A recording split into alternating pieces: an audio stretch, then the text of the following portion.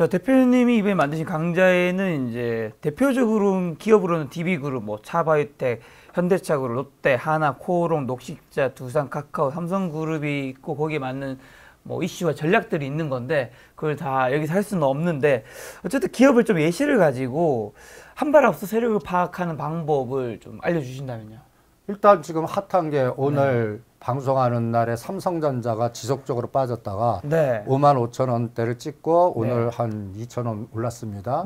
뭐 31일 날 실적을 발표할 텐데 저는 이 삼성전자도 거버넌스로 접근하거든요. 지금 뭐 반도체 업황이 어떠니 뭐 여러 가지 얘기들 많지 않습니까? 저는 오히려 주가를 떨어뜨려서 지금 이재용 회장이 가장 하고 싶은 게 뭘까? 지금 88,000원에서 55,000원까지 빠지면 우리가 일반적으로 뭐 반도체 업황이 어떠니 뭐 여러 가지 이런 상황을 하잖아요. 저는 접근 방법을 바꿉니다. 주가가 이렇게 낮을 때 대주주 입장에서는 지금 가장 뭘 하고 싶을까? 저는 삼성전자를 지금 적극적으로 사 모으는 이유가 거버넌스 게임 할 것 같아요. 지금 사 모으고 계신가요? 예, 사 모으고 있어요. 그런데 거기에서 가장 주가 삼성 바이오로직스를 팔아갖고 삼성전자를 가라고 그럽니다. 그 이유는 저는 금융 지주를 마지막으로 만들 것 같아요. 금융 지주. 그러니까 지금 삼성그룹에서는 이건희 회장님 돌아가시고 나서 순환 출자구라든지 심지어는 상속세를 12조나 내고 뭐 여러 가지 일을 했다면 마지막으로 해야 되는 게 삼성생명이 갖고 있는 삼성전자가 8.5% 있습니다. 그러면 삼성전자 그리고 2대주가 삼성물산인데 5% 갖고 있거든요. 이게 삼성생명이 갖고 있는 삼성전자를 없애버리고 삼성물산이 1대주주로 만들어야 돼요. 그러려고 그러면 어떤 작업을 할 건가 할 때 삼성물산의 삼성바이오로직스가 43% 정도 갖고 있거든요. 제가 이거를 언제 생각했냐면 금년도 2월 6일 날 이재용 회장이 이제 그 국정농단이나 여러 가지 분식회계에서 무죄 판결을 받았어요. 그때 삼성바이오로직스가 77만 원이었어요. 77만 원. 삼성전자는 거의 7만 8천 원, 8만 원이었어요. 그때 모 방송에서 삼성바이오로직스를 올려갖고 산발을 죽여갖고 막교환시키는 시나리오를 금융지주를 만드는지 봐라. 그런데 실제 지금 그렇게 진행 중에 있습니다. 그래서 저는 삼성그룹의 뭐 여러 가지 어떤 그 노리는 구간에서 해외 헤지펀드들이 저는 삼성전자에 대한 비관적 보고서 내지만 뒤로는 계속 모으고 있는 빅펀드가 있을 것 같아요. 그래서 그 타켓이 삼성바이오로직스 갖고 있는 그 옛날에는 한 24조밖에 안 됐어요. 77만 원대. 근데 지금 100만 원이 넘어가고 그러면 삼성바이오로직스가 지금 32조 정도 될 거예요. 그리고 주가가 많이 빠져서 삼성생명이 갖고 있는 삼성전자 8%는 29조, 그러니까 확 내려왔어요. 그럼 다 갖고 올 수 있습니다. 그래서 저는 31일 날 뭐 자사주 소각이니 여러 가지 하지만 조만간에 삼성생명 금융지주 만들어 갖고 지금 뭔가 전 세계적인 에너지는 금융지주나 금융을 뭔가 밑바닥에 뭔가 큰 틀을 만들어야 되거든요. 앞으로는 금융전쟁 싸움이고 뭐든지 금융지주를 갖고 있는 게 굉장히 중요할 것 같으니까 그렇게 만들어 놓고 그러려고 그러면 이제 남은 게 삼성화재를 지금 14% 갖고 30%로 만들어야 돼요. 거기서 막교환한 자금을 삼성화재 사고 금융지주 만든 다음에 그 다음에 삼성전자에 집중하지 않을까. 거기서 만드는 재원 갖고. 그래서 삼성전자, 삼성그룹에 무슨 거버넌스가 있느냐 할 때 마지막으로 이게 하나 남았습니다. 그러니까 그거에 스토리텔링을 어떻게 접근하고 어떤 걸 상황이 나오고 그때 이건희 회장의 사망 때 어떤 행위를 했고 이런 투자 역사를 쫙 스토리텔링을 알아야 이런 것들을 판단할 수가 있거든요. 이런 중심을 지키는 게 어떻겠나. 그래서 저는 삼성전자도 업황으로 분석하지 마시고 이런 거버넌스로도 한번 접근해 보면 새로운 시각이 나올 거다. 이렇게 전략을 짜드립니다. 삼성에서 금융지주가 나오려면 정부에서도 좀 약간 허용해주고 뭐 그렇게 돼야 되는 분위기인 거 아닌가요? 아니에요. 건장하죠.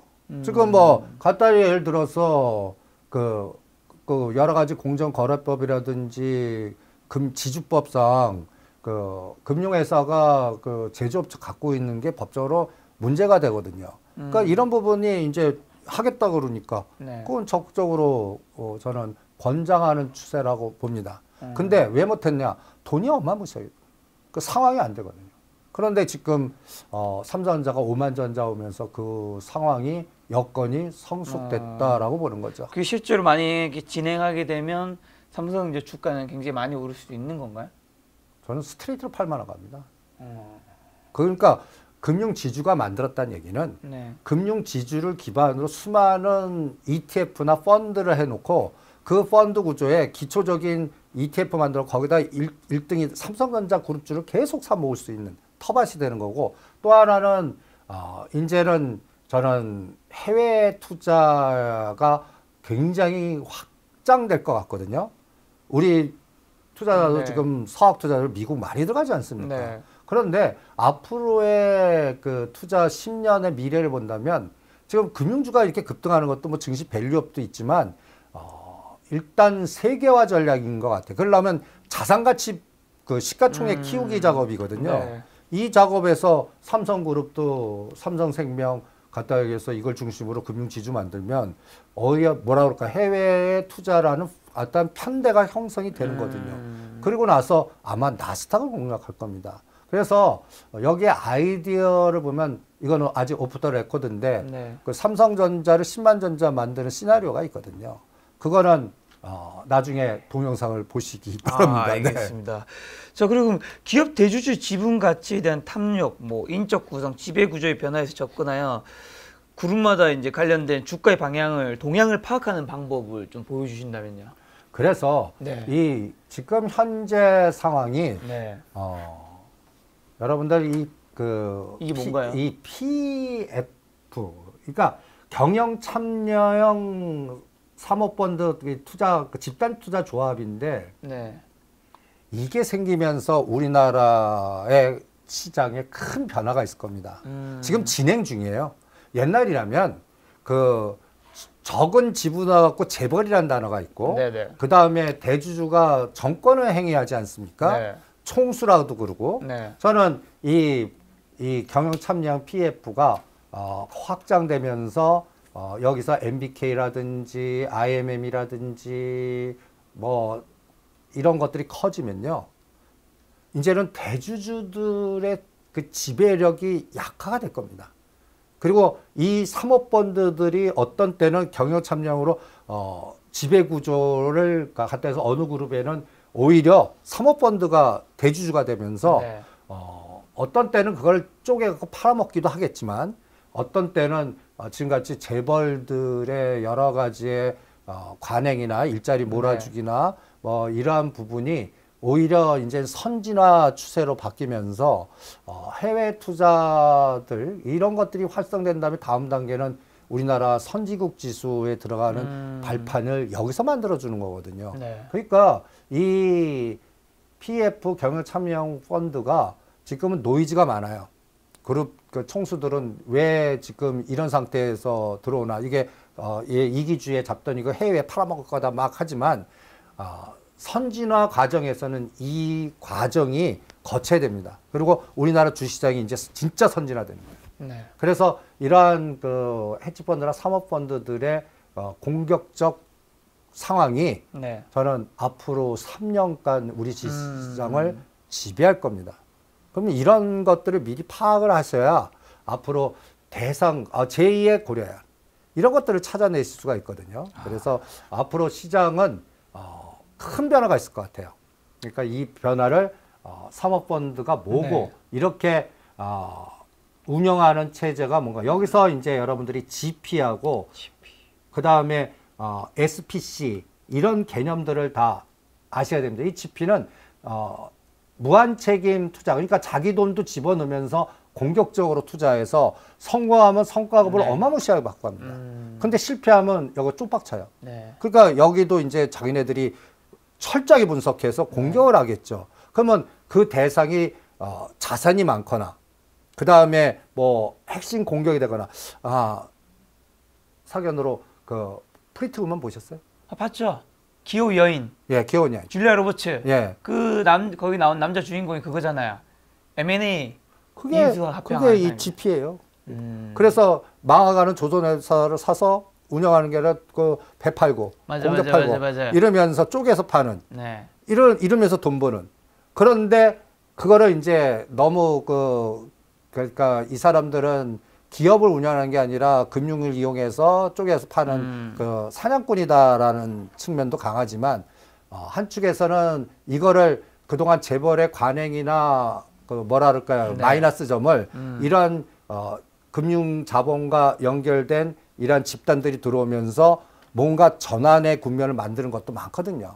그래서 이게 들어오면서 우리 10대 재벌들의 체제 개선이 되면 우리나라가 이제 저는 선진화 MSCI 선진국 지수에 제일 빨리 들어간다고 생각합니다. 그러니까 이 과정의 시동에서 네. 이제 금년에 이러한 전초 기주로 네. 이러한 M&A 싸움이 지금 붙는 거예요. 그러니까 대상이 어마무시하게 많아요. 제가 보더라도 이 기업 약점 요것만 해갖고 이 지금 저평가된 자산이 많습니다.